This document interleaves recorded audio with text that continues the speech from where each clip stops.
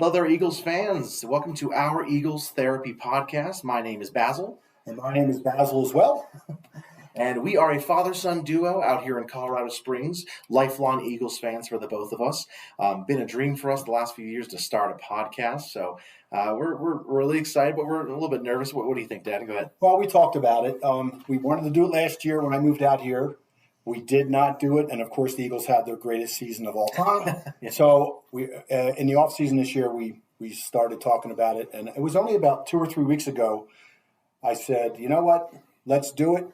Let's jump right in. We'll learn how to edit. We'll learn how to do whatever we have to do. Let's just do it, because if we don't do it, we'll never do it. And I'm glad to be sitting here next to you now. Absolutely. That's right. We call it our Eagles Therapy podcast because to us, every time we're talking about the Eagles, it's therapy. Win or lose, it's always good to talk about the Eagles, get it off your chest, say what you got to say. And I'm sure he's just as tired as I am of driving home and just talking to yourself about the Eagles game. You know, I want someone to talk about it too, and I want people to listen maybe and send in their thoughts and everything like that. So that's kind of why we're doing this, and that's why it's called that. But we want to jump right into it. We're going to be going over a few different things today, some preseason thoughts. We're going to be doing a preview on the Eagles and Patriots game, touch on some other news, and then another segment towards the end. To start off, before we jump right in, we do want to give a little plug to our Philadelphia Eagles fan club. We are a part of the Philadelphia Eagles fan club of Colorado Springs. We meet for every single game at Frankie's Bar and Grill over on Powers and Galley. So if you're in the Colorado Springs, Pueblo, Denver area, and you don't have somewhere to watch it, or you're tired of watching it at home like we were, come on down to Frankie's Bar and Grill. We'd love to have you. You can join the Facebook group. You can message in. You can come on down, and we'd love to see you. We'd love to meet you and just introduce yourself to us. There's a great group of people. So please. Last year, we heard about it last year, and I think the first week of the season we did like we always did and just watched it at home, me and him yelling and screaming, him correcting me and saying that wasn't pass interference, and I just go with it. But when we started going to Frankie's the third week of the season last year, I had to go out of town, second game. But, oh, my gosh, the fun, the people, just to be able to be with a bunch of people watching the game and screaming and yelling and just talking Eagles. I mean, it's therapeutic. So if you are in town or you can make it down there, come on down. We'd love to see you. It's wide open. Some of the seating is ready to go. So absolutely, hope to see you there. Absolutely. All right, we're going to go ahead and dive right in. Starting off with our episode, we're going to go into our preseason thoughts. We're going to give a quick little overview. We were an overall record of 0-2 and 1. Oh no! Always fun to have preseason and lose a bunch. It's great. We played against the Ravens, the Browns, and the Colts. And I'm going to pass it off to you, Dad. Go ahead and give me what an overview of how we looked, and then maybe an overall grade of it. Well, preseason's tough. We always have to go watch the games, and it's kind of hard to get people out. But we always watch them. It was. I guess it was fun. You're out there. You have football back, so it's kind of like football. We enjoyed ourselves watching the game. We were keyed on certain players. You want to see how the guys we drafted did, how the guys you hear about. Of course, we're out watching other people's opinions, so we just try to find out who's going to make it, who's not going to make it, and it was. I guess preseason's preseason. It wasn't the regular season, which will be happening this Sunday. I can't wait. Yeah. There's game tonight. But it was fun to watch. It was great to see our Tanner McKee do well. Some of the other players we had our eyes on, the starters obviously don't play anymore like they used to in the old days. But, it was good. Yeah. It was fun to watch football. For sure, yeah. What would you give us as an overall grade?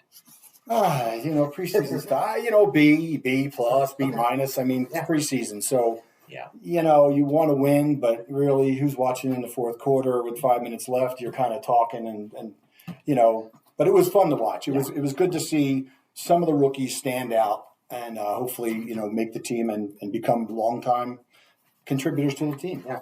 The other thing about preseason is I've always said it's fun to watch your team because your undrafted free agents, your draft class, the rookies, who you want to see. But it's so hard to watch another team's preseason games, you're excited because you're like, oh, football's back. But then you watch the preseason games, it's not exciting because you don't know the players yet. Right. You don't know the backups. You don't know the undrafted rookies, all that sort of stuff. But yeah, I gave us an overall grade of a B plus. I thought it was an A, aside from Mariota. Mariota kind of brought us down to a B, but Tanner McKee kind of pushed it back up to a B plus. Yeah, it was exciting. It was exciting to see the young guy play well. They let him throw the ball. I mean, they tell you later, oh, he was going against first-team defense, and let's see what happens down the road. Yeah. But it was just fun to be able to watch it and get together with some of the people and enjoy watching football again. Absolutely. But I mean, preseason's preseason. I'll never forget the years they had they canceled it, COVID year. We said we would never not want to watch preseason again, and it's true. We haven't missed a game since. Never take it for granted again after That's 2020. right. But we're going to move along into another segment we're going to be doing about the preseason. We each chose two players that were great. We're going to exclude Tanner McKee because that's a little bit too obvious. So we each have two players that we're going to talk about, ones that impressed us, ones that we were happy to see, ones that we maybe hope to see or hope to continue to do well like they did in the preseason. Hand that off to you. Who do you have as your two players? My first was Eli Ricks. He had a pick six. He had 5 tackles in limited action. He was amazing. And then, of course, Sidney Brown. That was the guy that you heard a lot about. He played well. I think I had 13 solo tackles, and he was flying around. And, I watched a couple clips of him, and he was great. So I'm glad to see those two guys and hope in the future that they fit in. Absolutely, yeah. My two players starting off, I had Devin Allen. Devin Allen in the total of the preseason, I think he missed the first game. He only had 3 catches for 28 yards. That wasn't really the impressive part of it. He had 4 kick returns for 127 yards. That was the most fun of it. But not even that. The best part about him was his special teams. When he was a gunner, he impressed me the most of anyone. I was super impressed with his gunner position, especially nowadays or with this season. We don't know how special teams is going to go. It doesn't look very good. We don't know. Things can change. Maybe Josh Jobe is the greatest gunner in NFL history. We don't know. But Devin Allen, he sure looked like he was one of the greatest gunners ever in that preseason. But on to my second player. This one's kind of an obvious one, but I just have to mention it. I was an offensive lineman and defensive lineman in high school, so for me, Jalen Carter. There is no stats that were logged. Technically, he had the one quarterback hurry. That's really kind of all there is. But just in that play and in the practices, I know we're talking about the games, but in the practices, everyone's been talking about how amazing he was, how he was dominating the Colts and the Browns, and just he made even our starters look funny at times or look silly at times because he's just so good. He's a behemoth of a man. I can't wait to see what he does. Yeah, we're really looking forward to seeing what he's got. I know he probably. Hopefully we'll be starting, but if not, we just place him in there and let's go. And that's one of the things about this season I'm looking for is that defensive line to, replace Hargrave, which is probably not going to be easy to do. But if we can just get somebody in there that's serviceable or above that, we are going to be in great shape because our D line was amazing last year. Absolutely. We're going to move on to our two players who kind of disappointed us, kind of let us down a little bit. Go ahead and start off with you. Who do you have? Well, Kayvon Wallace. I mean, we obviously DB's heavy for years. We've been talking about we never draft them, and we do draft them, they don't make it or whatever. So, he was kind of been around for a while, and he looked like he was going to be a contributor, and then we were kind of surprised on cutdown day, and obviously he's gone. And the other player I picked was Miles Jack. Obviously, that's a no-brainer. I really liked him coming out of high school or in college, and we thought he was going to be amazing. He was good. He got buried down in Jacksonville, but we were kind of upset that he didn't make it. But life goes on, and hopefully Zach fills in and N'Kobe, and we're good to go with the linebackers. But we'll see. But that was my disappointing players in the preseason. Absolutely, yeah. My first one's the obvious one, Mariota. 17 of 30 total in the preseason, 165 yards, 0 touchdown, 1 interception. Just really disappointing to see from a backup quarterback in the preseason, and not just any backup quarterback, a guy who started many games in the NFL.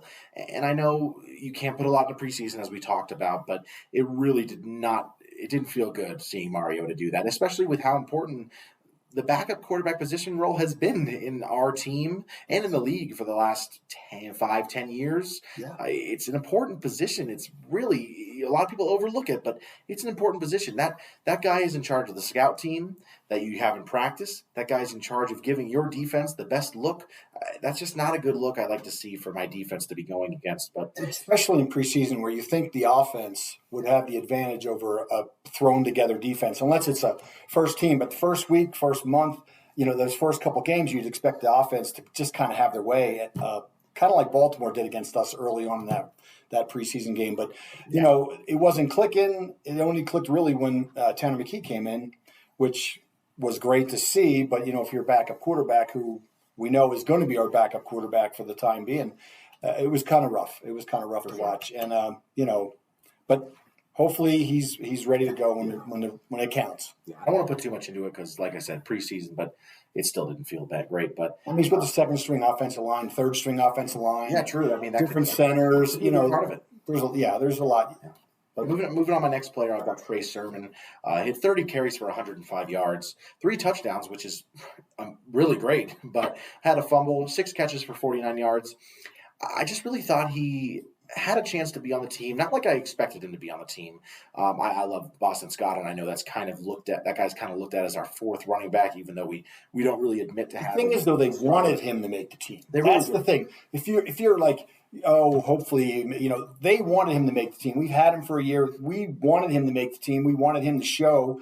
I mean, he had that great touchdown run in the one game, which was awesome. That was a great play. Great play. But, I mean, to not be able to, even get consideration, I mean, we knew by the second or third preseason game he wasn't playing. That fumble did not help at all. That was unfortunate. That was really painful for him. But, yeah, I was just a little bit disappointed. I thought he was going to fight for a roster spot. Like I said, not that I expected him to fully make it, but I thought he'd at least fight. And it just didn't feel like it was – it just kind of felt like from the beginning it was not going to happen. But so that's my 2 players. We're going to go ahead and move on and jump into the game we got coming up this weekend, this Sunday. Mm-hmm. We're going to be playing the New England Patriots at Gillette Stadium at 2:25 our time, 4:25 Eastern time. I'm out here in Colorado Springs. We got to remember, most people who are listening and watching are probably from back east, but most likely 2:25 our time. We want to get a little weather check-in. Can I get a weather watch, Dan? So looking at the weather now, it looks like it's going to be pretty humid. It's very possible to have thunderstorms, a high chance of thunderstorms, winds 5 to 10 miles per hour. So hopefully we can get that running game established and not have to rely on the passing game if it's raining or especially thunderstorms, because it can get pretty bad back there. And, it's going to be humid. It's going to be hot. It's going to be tough for the guys. But, of course, they're used to that weather. Philly right now has been suffering. So they've had a real heat wave there the last week. So hopefully we can get past the storms. But, I always like it when the games are, 58 degrees and crisp, not windy and rainy, because then anything can happen, which we don't need the invariable. We just want to get that one over. I mean, you always say any given week, a team can win any given week. Well, it helps when the weather's bad. When it's sloppy, things can happen. Bad things can happen. Missed kicks, fumbled punts. Yeah. So hopefully the storms don't hit for us until that night. Yeah, we saw that in Jacksonville last year, but let's hope we don't have to witness that again. But yes, the all-time series record for the Eagles and Patriots. The Eagles lead 8-7 in the last 25 years. The series record, we are losing 3-5. Patriots have a 5-3 lead on us in the last 25 years. It's funny because for an Eagles fan, to me at least, it kind of feels like there's a rivalry between the Eagles and the Patriots, but there's really not. We've only played each other 15 times ever in history. So it is kind of funny. It feels like there's a rivalry, especially within the last 20 years, of course, the 2 Super Bowls, but it's just funny how there's really not. There's no existing rivalry really between these two. But what do you have to say about that, you think? Well, it's been a long time since we played them regularly. Of course, it's just maybe once every 3 or 4 years. I forget how the system works now. Yeah. But I'm surprised that we were 3-5 in the last 25 years, because with Brady, you think we'd have lost all the games. I remember that real good one back in 16 or 15 when we beat a team that we had no chance even being on the field with, which was incredible. So unbelievable game. I was out and they pulled me back in, but that was great. That whole day the Eagles were playing. It was an afternoon game or was it a night game? No, it was an afternoon game. You were doing your homework. Yeah, I'm doing my homework. He's doing laundry. We're not going to pay attention. No chance. We're losing 14-0, and then we won it like 35-28. Unbelievable. Especially for a team, 2015. That was such a bad team. But special teams. Yeah.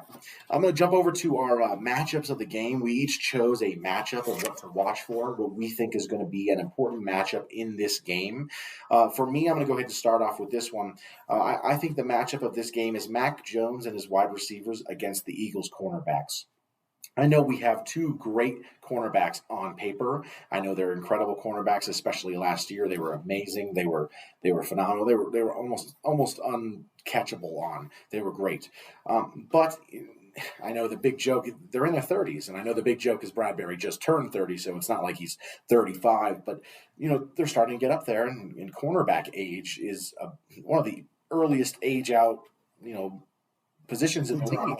Yeah, so a little bit worrisome for me there. I don't think it's going to be a problem. I think Juju Smith-Schuster, as of right now, it's looking like he won't be playing. We are recording this on Thursday, September 7th. I'll let you know that. Right. But, it's looking like he might not play, and I think they're going to be also missing an offensive lineman, whereas our injury report looking really good. Yeah, we got some good news today on Nolan Smith. So we knew he'd be playing, but they were saying that he was not as banged up as they said he was, but we take that with a grain of salt. I also saw he wasn't a limited participant today, which is good to see. He was a full-time participant. But that's my matchup. I believe Mac Jones and the wide receivers versus the Eagles cornerbacks is going to be the biggest matchup. Whoever wins that matchup will win this game. What do you have for that? Well, I'd say coming off the weather report, I'm looking for us to run. If we can run the ball early and often, and I'm talking about moving it around with different players, I think we got a really good chance. It's going to set the tone if we can move the ball just like last year. Just start pushing people away,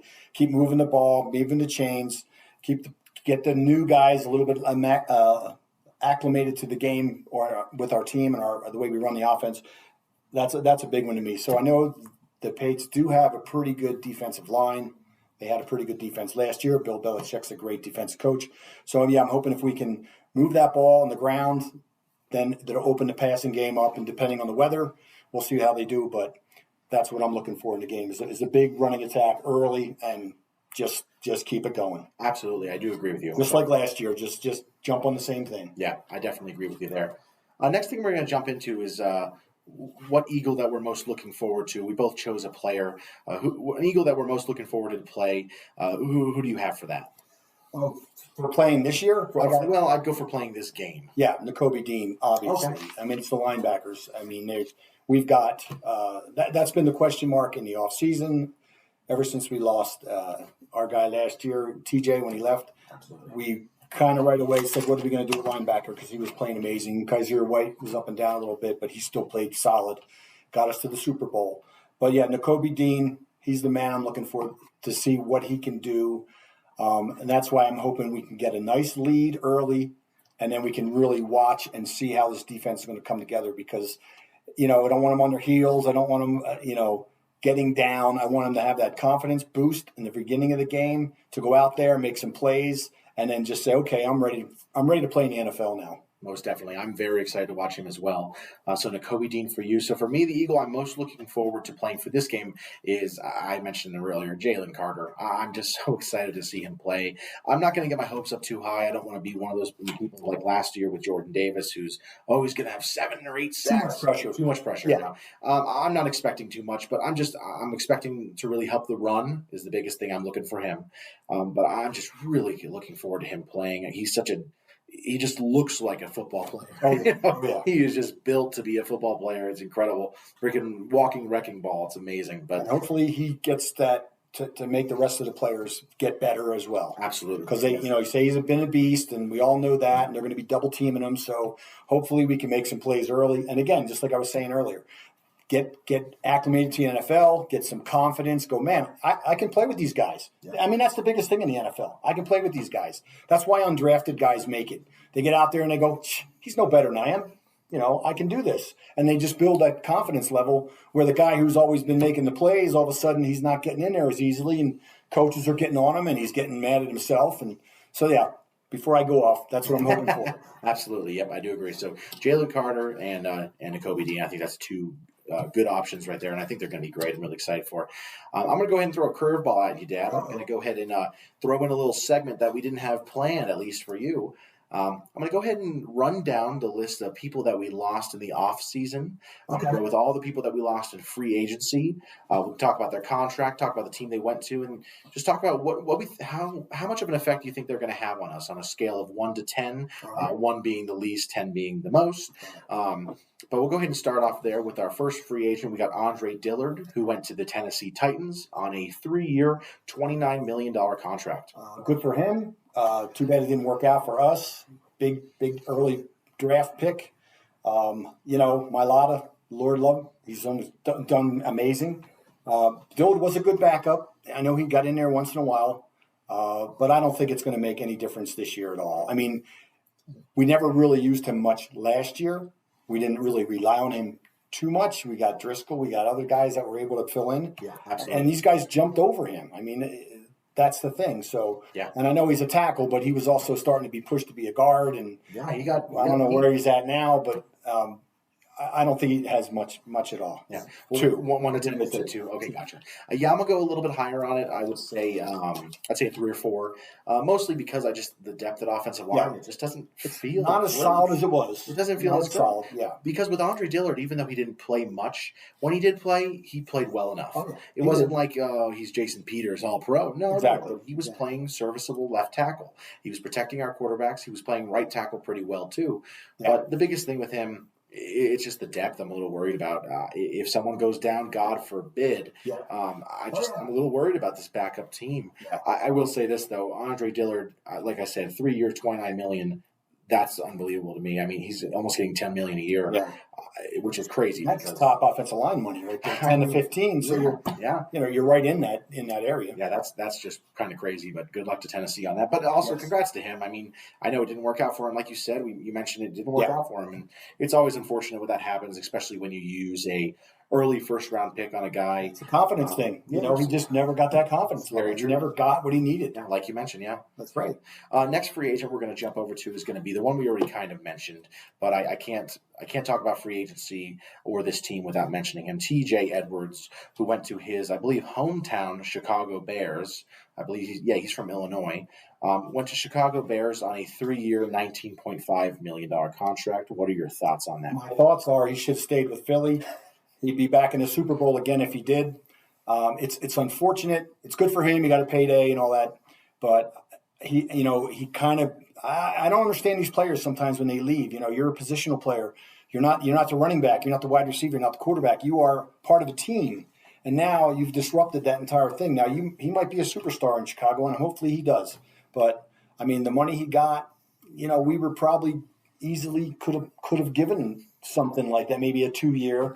I mean, he was still fairly young. Yeah. He came up in our system and played really well last year. I mean, there's no knock on him at all. He was amazing. He could be a tackle machine. Absolutely. But, hopefully we'll be able to use him. I would say I would give him a 5. Yeah. Just because of our linebacker depth. If he had stayed and we had Nakobe and then a few other players. Ellis. Zach, whatever. But, that's the way it is. Yeah. Yeah, it's the NFL nowadays. I mean, you can't. Guys leave. Absolutely. Sometimes you question. You go, why would you leave that team? Makes no sense. I agree. Yeah. I do agree with you.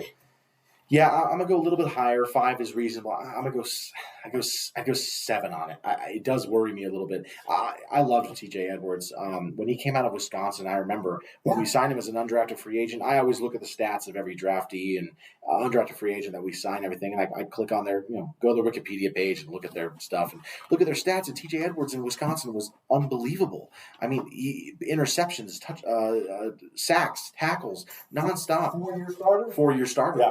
I love that. And I know that can be worrisome for some people because it means there's more tread, but I don't know. I was so excited for him. I knew early on. I told you early on. That was big with Andy Reid. He always drafted 4-year players. Oh, yeah. Which I thought was great. They didn't always pan out. But, I want that guy that's played. You come out after 2 years, you might not have had enough to show you, and you could have come out. Now you're an undrafted free agent. You would have been a second, third round pick if you had stayed another year. That's true. Yeah. Yeah, I really more season. yeah. I really I really like him a lot, though. I loved him on Wisconsin. I loved him here ever since he was a rookie. So it was a bummer for me to see him leave because I thought he was maybe a jersey guy. Maybe I'd get a jersey of his one day, but not going to happen now. 3-year, $19.5 million. That's a great payday for him as a linebacker. But yeah, I'm going 7 just because. And again, this can all change. Week 1. If Nakobe Dean and Zach Cunningham have 3 or 4 fumbles, combined for 4 sacks and an interception and 2 forced fumbles and a tackle, and 30 tackles, then I'm wrong. But for now, it feels like a 6 or a 7 to me. I'm really bummed to see him go. And I understand. I mean, going home to Chicago, that's great for him, but I really just didn't. It didn't make sense to me. I don't know what was going on there. Why we didn't keep him? Why he didn't want to stay? Maybe we don't. You never know. But we'll go ahead and move on to our next one. It's going to be our old safety, Marcus Epps, who went to the Las Vegas Raiders on a 2-year, $12 million contract. What are your thoughts there? Well, I mean, Epps was up and down. He made some great plays. It's funny because he was one of those guys that I didn't really think much of. And then I'd get in a conversation with some of the guys at the bar or whatever watching the game. And I know you were kind of high on him. And I'd be like, man, I don't see it. And then I'd watch the highlights later and I go, okay, he made some plays there. So, it's kind of hard when you're watching it and you're not studying as much, but you're just watching the game for the game. I'm not sitting there taking stats, so I don't know what everyone ends up. I mean, guy has 10 tackles and an interception, but pretty early. When he's got 5 tackles and you're like, oh, he didn't do anything. Oh, yeah, he did. Okay, I missed that, whatever. But touchdown saving tackle or something like that. I don't think he's going to make a difference. 2, 1. Yeah, I'm going over there. I'm giving him a 2. I don't know if it was someone else because I was not very high on Marcus Epps. I believe in the last 2 years for me, he was kind of unanimously the worst player on the defense. And I don't mean that in a bad way because obviously this defense has been good the last few years, but it just always kind of felt like he was the 11th guy. Odd man out. Yeah. So, for me, it's a 2 or maybe a 1, but a 2 on that one. It just doesn't seem like it'll affect me. I love Ed Reed Blankenship, so I know we're stacked there. And I know we don't know the other guys, Justin Evans, Terrell Edmonds, Sidney Brown. They all have something to prove. We don't really know much about them, but I really don't think it's going to affect us too much. Big Brown guy. Like, I know, yeah. Some of the hits he made in the preseason, which, again, doesn't really mean anything, but he made some hits. And I just love to see that guy come up with a screen pass. That was one of the things I heard, that possibility of this weekend's game for Mac Jones is to do a lot of dump-off passes, a lot of drop passes, see how our linebackers and our strong safeties, adjust and come up. A couple of those big hits, and I think we'll be in good shape. Yeah, that's the funny thing about preseason. If they do bad, you go, oh, it's just preseason. If they do great, you go, he's great. It's true. But, I mean, if you remember the Baltimore game, those guys were dinking and dunking us the whole time. And I'm watching the game going, okay, it's preseason, but what are you getting out of your rookie quarterback to throw it 3 yards? Yeah. Tanner McKee was flying at 20, 25 yards down the field. Throw the ball. Yeah. And then going, okay, they're moving the ball. They're getting the 3rd and 8, first down. What good is that? You're not finding out what you got, what your guys got. Sure, you can throw a screen pass. That's great. But once they come up and play them tight, you're in trouble. So absolutely. Anyway, that's another thing to look for in a game is the screen passes from the Pats to see how they do. If we can cover the dump game, forget it. Forget about it. Moving on to our next safety, C.J. Gardner-Johnson, went to the Detroit Lions for a 1-year, $8 million contract. Yeah, well, he's expensive, so that was one of the reasons I don't think we kept him. I know we did, we didn't. You saw the stuff, and then he was saying he left Philly, and all aside, he left the team, and he's on a different team now. Yeah. He played great for us. If he didn't get injured, he probably would have had 10 or 12 interceptions. He had 6 in like 5 weeks. I mean, he was incredible. I think he missed 6 games. So he had 6 in 11 games though. But he was on fire when he got hurt. Yes, absolutely. He was on fire, and he was getting 2 a game. I mean, he was playing great. So yeah, it's a shame we couldn't keep him. But absolutely, again, he was a little bit older too, isn't he? No, C.J. Gardner-Johnson, no, he's pretty young. He's only 25 years old. So you want to keep a guy like that. Yeah, you like young. Oh, you gotta. I mean, that's how it works, Yeah. What was the number you gave? I'm sorry. I would say a 4. Yeah, I do agree with you. Kind of spot on there. 3 or 4, maybe. More than Epps, we will miss him. For sure. But I really don't. Again, even though he had the 6 picks, when I look at Chauncey Gardner-Johnson, I didn't see him as much of a game changer, which doesn't make sense, or a playmaker, but doesn't make sense because he had 6 interceptions. So I should think of him as the best safety. Well, how many games did he miss? We said it. Yeah, 6, 7? It was 6, yeah. Okay, so he was gone for 6 games, and we finished. Yeah. I mean, he was in the games we lost, I'm sure, because he came back at the end of the season. Yeah. So I agree with you. Yeah, so it's a 3 or 4. We'll miss him, but again, Ed Reed Blankenship, man, we're good on that one. I love that guy. But moving on to our next one, this is a pretty big one, but kind of a controversial one in a way because of the team he went to. But our old defensive tackle, Javon Hargrave, he signed with San Francisco 49ers on a 4-year, $84 million contract. 21. Yeah, 21 a season. 21 season. I was talking about that earlier. Defensive line, 10, maybe 12. You're paying 21. He better be getting 30 sacks a game. He better be a Bosa. I mean, when we cross that $15 million a season guy, 4-year, how old is he? 20? He's a little bit older. 29? So, I mean, will he see that whole contract? But he is 30. Hopefully he got a lot of that money up front. Obviously, we are going to miss him. He was amazing for us. Yeah. He was making plays every game, 2, 3, 4, just busting right through, busting it up, helping everybody on the outside. I mean, he was great. What, 11 sacks, right? 11 sacks, correct. Yes, that's correct. That's incredible. I mean, and you throw in the 7 or 8 missed sacks he barely missed. Yeah, exactly. He could have had 20 sacks. So, absolutely. I mean, but that kind of money, we knew we weren't going to keep him. We just knew that. But, and the Niners, they got a chance. I know, yeah. We'll see. What number you got on it? You said a 4? I would say Hargrave's, he's a 7. Yeah. He's a 7. He's up there. I'm going to go lower. I'm going to go with 6. If you think about it, say it wasn't a contract year for him and we had him this year.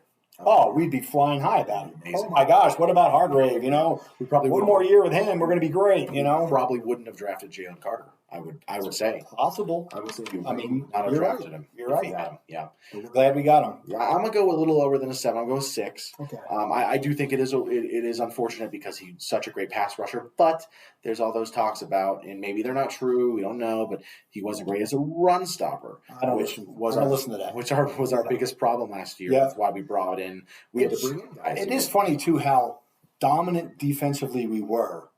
But there were games that you go, they ran for. I mean, I know a lot of teams did run, but some of those times it was that fourth quarter, 8 minutes left. Yes. We're up by 28. Yeah. All right, he gets a 60-yard, or whatever it is, 55-yard run. I know. There goes the average. The average goes from 2.4 yards. Yeah, 6 exactly. And it happened a few games, but there was other games that we had some problems slowing down that run. So I agree.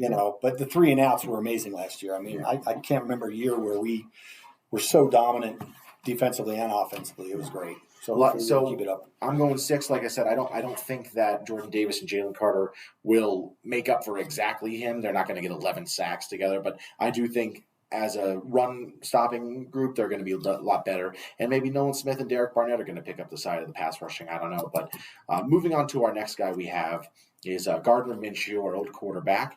He went to the Indianapolis Colts on a 1-year, $3.5 million deal. Is he third string there? Or?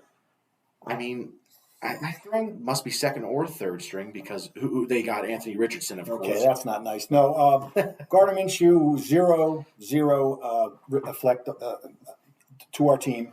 Tanner McKee, Mariota. I mean, there's a dozen other quarterbacks. Yeah. I wanted more. I thought we had more. I figured when he came in, one of those few games that he came in, I thought, okay, he's going to be great. Yeah. Good.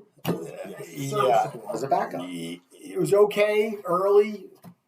Good in the, I always say it, good in the Cowboys Christmas Eve game. Yeah, unfortunately. He made that pass over the middle. It was to the 13-yard line. He played well. It was the 2 picks were Quez. Yeah. Unfortunately.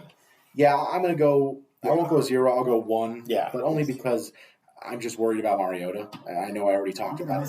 So I love this guy. Yeah, I mean, it was fun. It was fun having him on the team. It was great. It is. It's a big mood it's a big mood changer. So we had him 2 years, right? 2 years, correct? Yes. The year before, he came in one game and was really good. I believe 2 games that year as well. I believe Hurts might have missed 2 games that year. Yeah, but he was good. I mean, I forget the game. We were kind of struggling offensively, and he came out and was throwing the ball over the place. Oh, yeah, he played really great against the Jets. Okay. Destroyed the Jets. Yes. And then so I mean that's what I was excited for him. But last year, it just there was a drop off. There was something.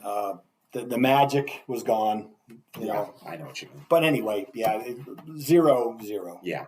So I'll go 1 just because of Mariota was disappointing for me, and my only big worry, the big thing about Minshew, he just couldn't make the plays that Hurts could make, which Mariota probably he can run. Yeah. I know he probably can't throw, he can't throw like Hurts, but Minshew, there was plays in the Cowboys game last year, in the Saints game, that you're just like, oh, we're going to get a first down, and Minshew's running in, and then you're like, oh, then never mind. Wait, there's a first down marker. It's way up there. Yeah, that's right. Moving on. He's way back there. What's he doing? Throw it. Moving on to our next guy, we'll go Zach Pascal, wide receiver for the Arizona Cardinals now. Yeah, it was 2-year, $4.5 million. I was hoping for a lot more out of him. I know you can't throw the ball to everybody, but if you have a balanced offense and you got 2 guys that are just incredible and can go deep and making big plays, then you got that guy that can zip across the middle and hit your tight end. But Pascal could have been that. I mean, he got 2, maybe 3 first downs for us, and you go, yay! Oh, he had a 1 catch for 8 yards. Great. But, I wanted more. I wanted, 25, 30, 35 catches. Take the pressure off Devontae and, just something where you don't have to go, oh, my God, we can't throw the ball today.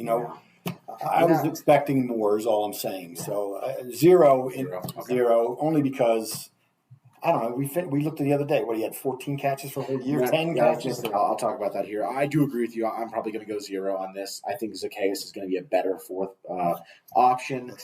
Hopefully, only had 15 catches for 150 yards last year, which is good for a 10-yard average, which is nice. 1 a game, 1 touchdown, but 15 catches in 17 games.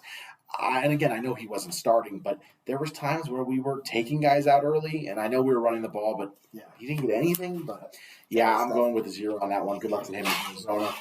I'm born in Phoenix, and he lived in Arizona for like 37 years. So we don't like the Cardinals, but whatever. Well, I'm an Eagles fan, so we used to be in a division. Back in the old days, we'd go to the Eagles every year. I could go to the Eagles game in the Sun Devil Stadium, sit outside on the benches, and 89-degree weather in October and December. It was awful. It's horrible, yeah. Oh, we're going to move on to our probably, to me, the biggest or second biggest one on here. Our old running back, Miles Sanders, who went to the Carolina Panthers on a 4-year, $25 million deal. What do you think? We're going to miss him. I loved him. I thought he was great. I thought he was a great draft pick.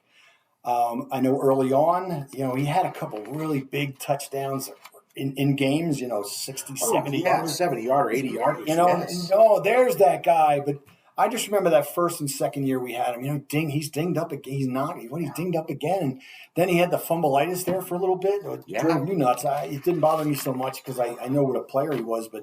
And then last year it all came together. And then, of course, we don't bring him back. So, the money he got, he went 6-7 a year or $6 million. Yeah, so 4-year, $25 million. Yeah, so we got $6 million a year. That's below average for every running back on the team. So I don't know. So true. It's unfortunate.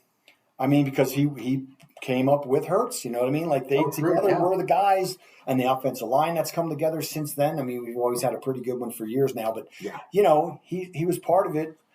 I think Gainwell might have showed a little too much for them. Absolutely. I wasn't as I know Gainwell, like early on in the season last year, he had some play, and I thought, oh, okay. And then he kind of disappeared for 3 weeks where they didn't use him. Yeah, I know what you mean. And I was like, what's going on here? And then Sanders, he was amazing. Yeah. But then the end of the season, I don't want to bring it up. But yeah.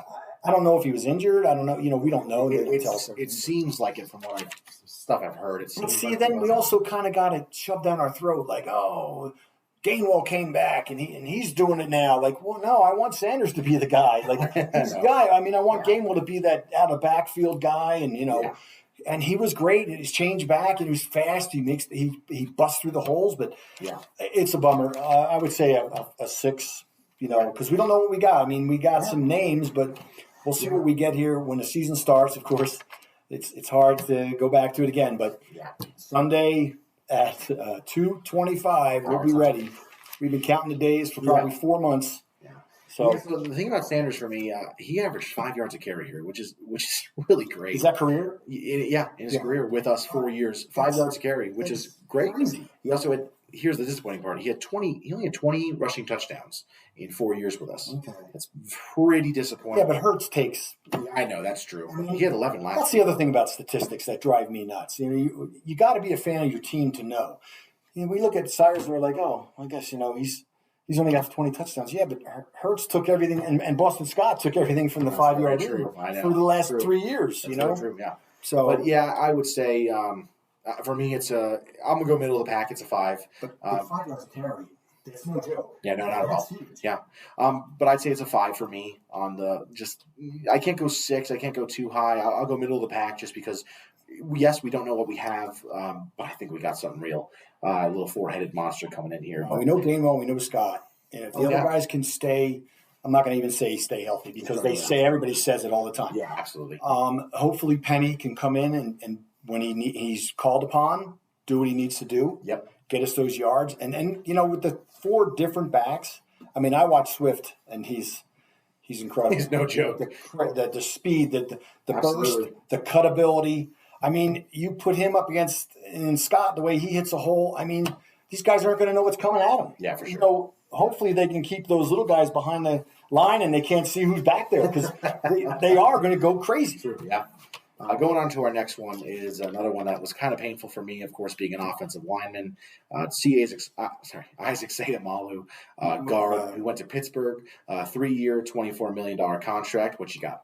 Yeah, well, he's definitely – what side was he? He was he was right guard. So, I mean, him and Johnson – I mean, it's unfortunate. He jumped back and forth. He was left guard sometimes. He was right guard sometimes. But last year he was right guard. Product of the Philadelphia Eagle offensive line coach who knows how to coach and coaches these guys up. He's played great for us. I hate to see him go. You got to take the big money. He's kind of older now, so I mean, it was time to get a he's been nice contract. He was drafted same time as Wentz, so he was drafted in 16. So we had 6 years. So yeah, he's going into his 7th season. Yeah, right? So we had him for 6 years. I mean, that's great. And he's been a player for 3, like a big part of it for sure for 3 years. I know I think in 2020 he did get hurt really early on. Yeah, which we were upset about because he was our guy. Yeah, but that season was awful. Yeah. But, before that, 19. You got to have fans in the stands or just don't play. Yeah. I mean, 2019, 2021, 2022, he was a big part of the offensive line. That was always good. I mean, you saw Sanders average 5 yards a carry, so he was a part of that. Yes. But, I'm going to miss him. For me, it doesn't go up that high, though. As much as I'll miss him, I don't give it a high number. I'd say for 3, I think it's going to affect us. Well, you know how I feel about Driscoll. I know some are down on him, but I'm a huge fan of his, and I thought the way we drafted him and we got him on the team was incredible. Auburn, 4th round. I mean, I thought it was great, and the way he stepped in his rookie season and fit right in. So, I mean, I know now, even though he's maybe a questionable whatever, but, he's still a young kid, and that's what we need. Yep. So, on to the defensive line on. On to the next one, we got Kaiser White, who, again, went to the Cardinals on a 2-year, $11 million deal. That's about right. Yeah. I mean, good money for him. Good for him. Definitely. 5.5 a year. I don't want to say that's where players are going to die anymore, but that's kind of what's happened in the last 4 or 5 years. Look at a lot of those players that have gone to Arizona. Yeah. And again, Cardinal fan, I used to watch him. I used to go to the games. I had a shirt, when the Eagles weren't in town. I used to go to the games kind of occasionally. Sometimes to see other teams, tickets were pretty inexpensive back in the old days. Now, when they moved into the new stadium, which is probably 20 years now, but back in the old Sun Devil Stadium, you'd get $15 tickets. Yeah. And we would sit, and you could sit anywhere. Actually, we'd follow the sun. You'd be in the sun. You had to go on the shade side. That's all. Yeah. No AC, no roof. It was rough. Yeah. Us guys, we had it rough out there. Yeah. But, so what would you give him on a 1 to 10? He's gonna be missed. Let's say a 6 or 7. If God forbid somebody goes down, he's gonna go up to 8 or 9. I mean, I do agree with you. Like we said, we gave Edwards a 7. I can't go as high as Edwards on him, or Edwards a 6 or 7. But right. So I'd have to go Kaiser White. I have to probably go middle of the pack again, 5. I do think we're missing that linebacker experience, Right. But I'm not as hurt by it or as worried about it as TJ. TJ was such a big deal for me, but yeah, Kaiser White. I think he played well. He's another one of those players that we talked about, kind of like F's up and down, kind of the 10th or 11th best on the defense. But we'll miss him, but I'm not too moved by it. I don't think it's going to affect us too much. But, Sounds good. Yeah. Alrighty. Next thing that I want to go ahead and talk about is a prediction. I know you hate predictions, but I'm going to throw this one on you right now real quick, too. You have the schedule in front of you. Yes, I do. I'm going to ask you, before the Eagles season starts, before the NFL season starts, because the game's going to be starting in about an hour for us here, right. Before the Eagles season starts, what do you think is going to be our game of the year? And I'm talking about, you can choose biggest blowout, you can choose the best game to watch as a non-Eagles fan, because obviously, as Eagles fans, we don't like to see good games. We like to see games where we destroy the other team, and the fourth quarter we just sit there laughing. But the first Cowboys game, obviously, record, everything like that. But I'm looking towards the 49er game. I know we played the Chiefs and the Bills the weeks prior to that, but the 49er game is the game that's hopefully going to be for who's going to be winning the NFC East, I'm hoping, or the NFC itself. Yeah. The team, the talk, what happened last year, blah, blah, blah. Let's see what happens. We'll see where they're at that point. I'm not super confident that they're going to be up there, but, I'm an Eagles freak, and I fly the flag, and I go crazy for the games. And, I'm not going to say they're going to go 22-0 like everybody else, but that to me, the game that I'll make sure I'm at early. Yeah, for sure. Watching that game early.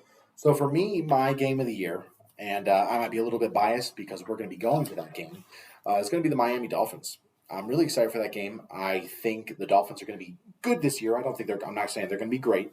I think they're going to be good this year. It's going to be exciting to see Tua versus Hurts, the old Alabama quarterback duo, and the guy that, of course, Hurts got benched for. So I think that's going to be a really high scoring. I think it's going to be a really fun game to be at and to watch. So that's my game of the year choice right there. It's also Sunday Night Football, so it's a nice little. It'll be your first time at the Link and my first time at the Link. Yeah, I've been at the Vet a lot, but I never got to go to the Link because I moved. But it's one of our 2 Sunday Night Football games, so I think it's just going to be I think it's going to be electric. I think the energy is going to be phenomenal. But yeah, that's my game of the year choice. Yeah, excellent. Going to jump on to in other news. I just want to do a little bit of touch on it for our Philly fans who are out there just listening in Philly, or people around the world or nation or whatever. Quick little snippet about the Philadelphia Phillies. We're both pretty big fans of the Phillies as well. Obviously, Eagles is always number one. But as far as the Phillies right now, they're looking at a 77-62 record. They're not playing tonight, Thursday night, the 7th. So that's why there's going to be a little bit of probably a record change by the time you guys are watching and listening to this. Right. But, what do you think? What are your thoughts on them? Got the Marlins coming up.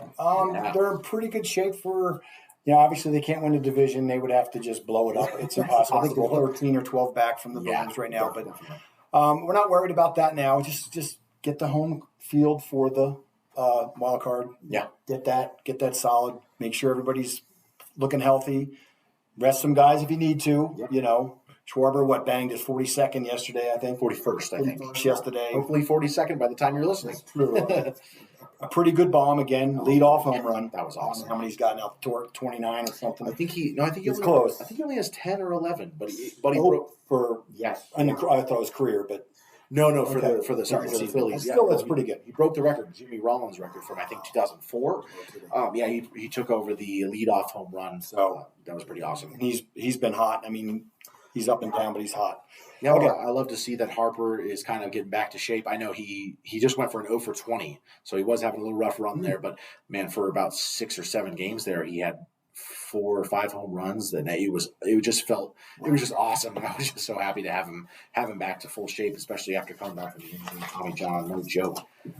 Really great to see that come back. But, so very excited for them, and let's go to the World Series again this year. Let's win it. Yes. All right, next going into our next segment here is a segment that we thought would be really exciting, really fun for us to do on here. He's got a player that I don't know. He's going to tell me that player. We're going to go over his statistics. We're going to go over his career. We're going to go over everything about him. And this is a little bit of a little game we like to call Pro, All-Pro, or Legend. You're going to rank him to what you think he meant or is meaning to the Philadelphia Eagles fan. We'll see what I rank him. We'll see what he ranks him, and then a little bit of a debate that we'll try to have here. Stats. I'm not going to put you on the spot, so I'll let you know who it is, but I'm going to give you some statistics first. Drafted second round 2012, so he was with Andy Reid his last season. Okay. Played for us for 6 years. Played in 74 games he played in. So he didn't miss a lot of games out of 85. So he only missed 11 games in his career. 14 sacks, 5 fumble recoveries, 40 tackle for loss. So that's pretty good. Wow. He had 342 tackles, 3 INTs. So that kind of rules a defensive lineman out. Yeah, I think I got it. 25 pass defense, 458 combined tackles in 6 seasons. So we're talking 70, almost 80 tackles a season. Wow. Average. Wow. Okay, so his name I think I've got it. Can I go for it? Yeah. I'm going to go, I believe it's Michael Kendricks. Michael Kendricks, yes it is. Very good. Yeah. So I dug him up because he's a player I liked a lot early on. I thought he should have got a little more kudos when he was younger, but then he kind of got injured and everything and started to miss some games and wasn't as big. And then, of course, he just wasn't as awesome as his brother.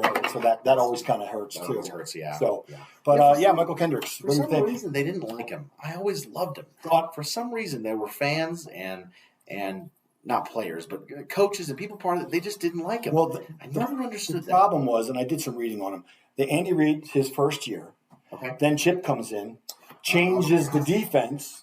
Yes, that's true. So he went inside or outside or whatever. It changed what he did because rookie year he was pretty awesome. Because they were a 4-3 defense with Andy, but I believe with Chip they were a 3-4. Right. So that probably changed. Yeah, that does change a lot of stuff there. And then I read that he was only Chip was there only 3 seasons, and then 2.5. Right? And then another coach. Yeah, that's true. So he did. Wow, 3 coaches. But he did win a ring. Hey, so that's true. He won the Super Bowl with us.